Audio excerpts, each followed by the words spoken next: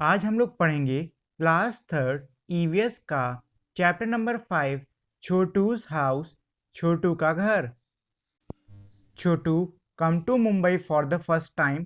इसका मतलब ये है कि जो छोटू है ये पहली बार आया है मुंबई। और नीचे हमारे कुछ चित्र दिए हुए हैं, मतलब कुछ इमेजेस दी हुई हैं जो कि उस घटनाओं को बता रही हैं जो कि छोटू के मुंबई आने के बाद में हुई हैं। जैसे कि छोटू जब पहली बार आया तो ये यहाँ पे किसी को भी नहीं जानता था। एकदम से बारिश होने लग गई तो जो कपड़ा छोटू अपने साथ लाया था उसी को ओढ़ के वो बैठ गया। लेकिन उसको थोड़ी देर बाद एक पाइप मिला और वो उस पाइप के अंदर जाके सो गया। और फिर जब बारिश बंद हो गई तो वो उसी पाइप के आसपास अपना सामान रख के अपना जो है थोड़ा बहुत घर वर बना लिया उसने। और फिर आगे आप देख सकते हो कि अगले पेज में कि यहाँ पे छोटू खड़ा हुआ है और कोई और लड़का है जो कि लग रहा है कि वो मुंबई आया है। तो जब छोटू ने देखा कि कोई और नया लड़का है जो कि मुंबई आया है तो छोटू ने ये सोचा कि क्यों ना मैं उसकी सहायता कर दूं। और ये आप आखिरी वाले चित्र में देख सकते हो कि छोटू उस नए लड़के को कुछ पीने मतलब पीने के लिए दे रहा है और वो दोनों साथ में बैठ के बातें कर रहे हैं। और आगे बढ़ने से पहले मैं आप लोगों से एक रिक्वेस्ट करना चाहूंगा, वो है ये कि अगर आप लोगों ने अब तक इस वीडियो को लाइक और शेयर नहीं किया है तो इस वीडियो को लाइक और शेयर कर दें। और अगर आप मेरे इस चैनल पर नए हो तो सब्सक्राइब करके बेल आइकन को भी दबा दें जिससे कि आपको मेरे चैनल के सारे अपडेट्स जल्द से जल्द मिल सकें। Study the pictures carefully and answer the following. इसका मतलब ये है कि जो हमारे चित्र दिए हुए हैं आपको उनको ध्यान से देखना है और उसके बाद नीचे दिए हुए प्रश्नों का जवाब देना है। What did Chhotu think when he looked at the pipe? इसका मतलब ये है कि छोटू ने क्या सोचा होगा जब उसने पाइप को देखा होगा। तो मेरे हिसाब से छोटू ने ये सोचा होगा कि अभी बारिश हो रही है, चलो मैं पाइप में जाके बैठ जाता हूँ जिससे कि मैं बारिश से बच जाऊं। How did Chhotu use the pipe? इसका मतलब ये है कि छोटू ने पाइप का प्रयोग किस लिए किया, मतलब किस तरीके से किया। तो इसमें आप ले सकते हो he uses the pipe as a shelter. मतलब ये है कि छोटू ने अपना आसरा लेने के लिए पाइप का इस्तेमाल किया, मतलब कि वहां पे ठहरने के लिए पाइप का इस्तेमाल किया। Into which part did Chhotu divide the pipe and its surrounding area? इसका मतलब ये है कि कितने हिस्सों में छोटू ने पाइप और उसके आसपास के एरिया को बांटा था। तो आप देख सकते हो कि एक तरफ हमारे जो इमेज नंबर 4 है उसमें आप देख सकते हो कि पाइप है। पाइप के ऊपर एक तरफ कपड़े सूख रहे हैं, साइड में उसने एक ड्रम रखा हुआ है जिसपे कि जग है, तो हो सकता है वो बाथरूम हो किनारे या फिर पानी पीने के लिए हो। और एक तरफ इसने यहाँ पे कुछ खाने बनाने के लिए सामान रखा है, तो ये हो सकता है किचन। और अंदर बेड लगा है तो सीधी सी बात है जो पाइप के अंदर है वो हो सकता है bedroom. In which part of this house will Chhotu like to spend most of his time? इसका मतलब ये है कि घर के कौन से हिस्से में छोटू सबसे ज़्यादा समय बिताने में मतलब बिताना चाहेगा। तो मेरे हिसाब से हो सकता है वो पाइप के अंदर ज़्यादा समय बिताता हो, क्योंकि अगर वो पाइप के अंदर रहेगा तो काफ़ी चीज़ों से बचा रहेगा, जैसे कि जो धूप है उससे बचा रहेगा क्योंकि पाइप के अंदर सीधी सी बात है छाँव रहती है, वहाँ का मौसम भी ठंडा होता होगा। और और बाकी कोई ऐसे पाइप के आसपास की कोई ठीक सी जगह भी नहीं दिख रही जहाँ पे वो बैठ सके। तो मुझे लग रहा है कि शायद वो पाइप के अंदर ही ज़्यादा समय बिताता हो। Why do you think Chhotu invited Monu to live with him in pipe? अब देखिए ये जो दूसरा लड़का आया था इसका नाम पता चल गया, इसका नाम है मोनू। तो इसमें ये कह रहे हैं कि जो दूसरा लड़का था मोनू, इसको पाइप के अंदर साथ में रहने के लिए छोटू ने क्यों इनवाइट किया। तो हो सकता है कि जब उसने मोनू को देखा हो तो छोटू को याद आ गया हो अपना, मतलब अपना वो समय याद आ गया हो जब वो पहली बार मुंबई में आया था, किसी को नहीं जानता था और उसको काफी ज्यादा परेशानी झेलनी पड़ी थी। वही सारी परेशानियां मोनू को ना झेलनी पड़े। हो सकता है इसीलिए जो छोटू है उसने मोनू को अपने साथ रहने के लिए बुला लिया हो। Draw a picture of your house in your notebook and colour it. अपने घर का चित्र कॉपी में बनाओ, उसमें रंग भी भरो। इसका मतलब ये है कि अब आपको अपनी कॉपी में अपने घर का एक चित्र बनाना होगा और उसके बाद उसमें कलर करना होगा। Who all live with you in your house? तुम्हारे घर में कौन कौन रहते हैं? इसका मतलब यह है कि आपको बताना होगा कि आपके घर में आपके अलावा और कौन कौन रहता है। तो उन सब का नाम लिख दो, जैसे कि अगर हो सकता है आपके पापा आपके साथ रहते हो तो लिख दो फादर, मम्मी के लिए मदर लिख दो, बहन के लिए सिस्टर लिख दो। और इस तरीके से बाकी कोई रिलेशन का आपके घर में अगर रहता हो तो उन सब का नाम नीचे भर दो। Chotu divided the pipes into different parts. Write the name of the different parts of your house. इसका मतलब ये है कि जो छोटू था उसने पाइप के काफ़ी सारे हिस्सों को बाँटा था। आपको भी अपने घर के काफ़ी अलग-अलग हिस्सों के नाम इसमें लिखने होंगे नीचे। तो देखिए मेरे घर में तो किचन है, बेडरूम है जिसमें कि मैं सोता हूँ, बाथरूम है और टॉयलेट है मतलब जिसको हम लोग वॉशरूम भी कहते हैं। और साथ ही में साइड में एक जगह दी हुई है जहाँ पे आप जाके नहा-वहा सकते हो। और भी 2-3 छोटे-मोटे कमरे हैं गेस्टर्स बाकी सबके लिए। तो ये सारे तो मेरे घर के हिस्से हैं, लेकिन आपके घर के जो हिस्से हैं आपको वो लिखना है, जो आपके मतलब कि मान लीजिए गेस्ट रूम है, तो गेस्ट रूम लिख दीजिए, किचन है तो किचन लिख दीजिए। मतलब ये है कि आपके घर में जो-जो भी हिस्से हैं, उन सभी के नाम आपको नीचे लिख देने हैं। How much time in a day do you spend in each part of your house? एक दिन में तुम घर के किस हिस्से में कितना समय बिताते हो? इसका मतलब ये है कि अब आपको बताना है कि आप घर के हर हिस्से में कितना-कितना समय एक दिन में बिताते हो। मान लो आप ज़्यादातर अपने टीवी वाले कमरे में बैठे रहते हो, तो इसमें आप लिख सकते हो कि आप अपने टीवी वाले कमरे में कितना समय बिताते हो। मान लो 4 घंटा बिताते हो तो उसमें लिख दो 4 आवर्स।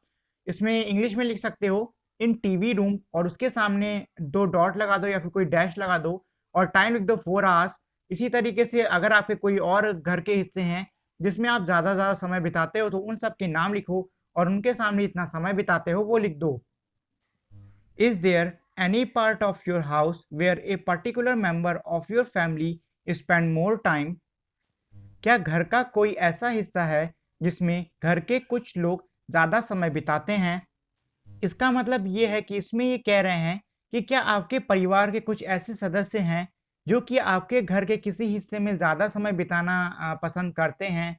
हाँ, मेरे परिवार में तो हैं जैसे कि मेरी बहनें जो हैं वो अपने रूम में ज़्यादा रहती हैं।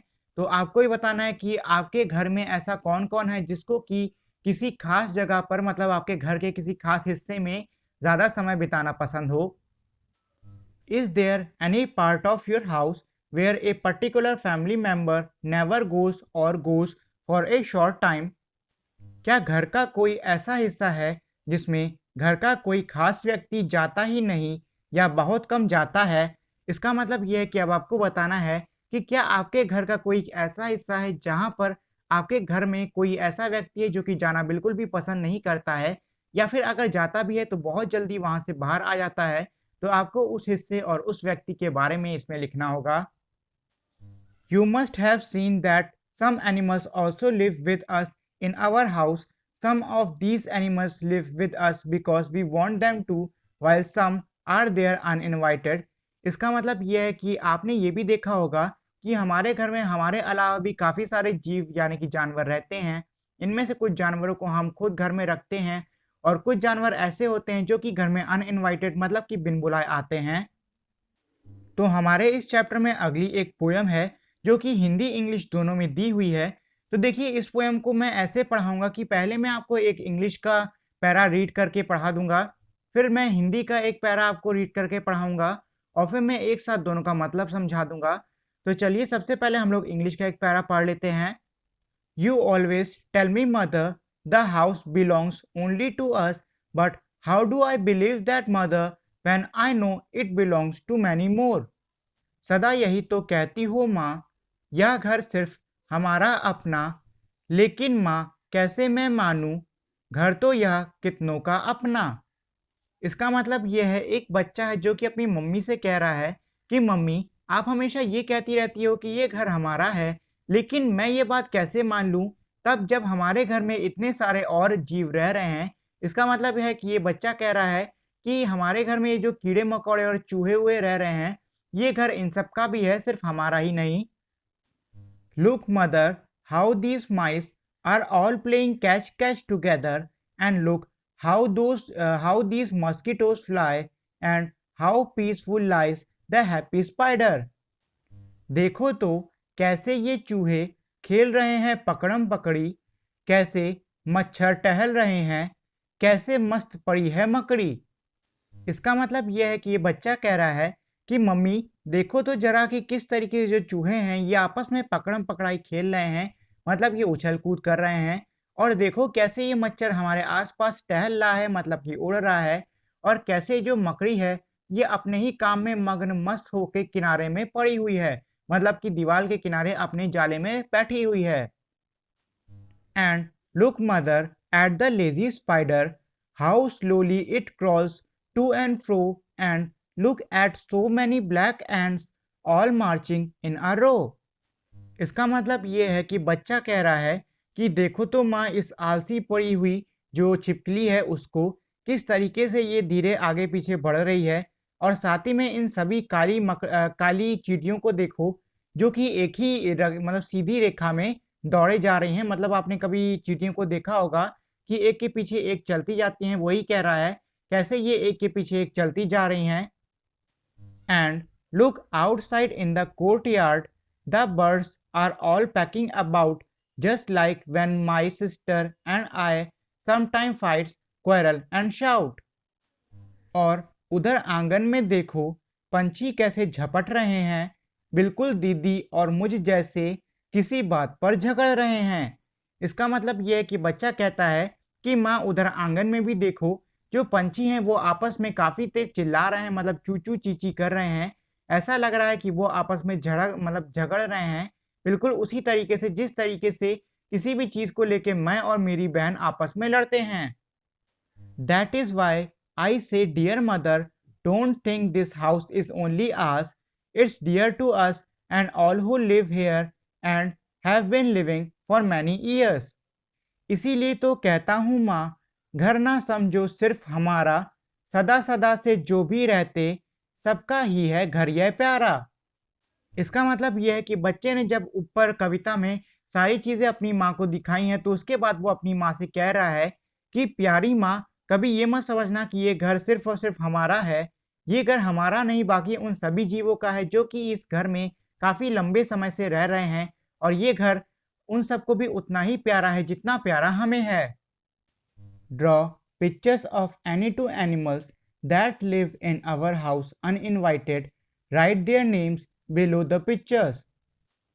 ऐसे दो जानवरों के चित्र बनाओ जो हमारी इजाज़त के बिना हमारे घर में रहते हैं। चित्र के नीचे उनका नाम भी लिखो। इसका मतलब यह है कि आपको किसी ऐसे दो जानवर का चित्र बनाना है जो कि हमारे बिन बुलाए घर में आ जाते हैं। जैसे कि हो सकता है मच्छर का बना दो, चाहो तो मकड़ी का बना दो, या फिर चूहों का बना दो, क्योंकि ये सारे जो जानवर होते हैं ये हमारे घर में बिन बुलाए आते हैं। हम इनको पालते या फिर बुलाते नहीं हैं। और नीचे आपको उनके नाम लिख देना है जो आपको खाली जगह दिख रही है उसमें। How do you keep your house clean? तुम अपने घर को कैसे साफ रखते हो? तो इसका मतलब यह है कि आपको अब इसमें नीचे लिखना होगा कि आप अपने घर को साफ कैसे कैसे करते हो और किस किस तरीके से अपने घर को साफ रखते हो। तो वो सारे तरीके आपको नीचे लिख देने हैं। Who all help you to keep your house clean?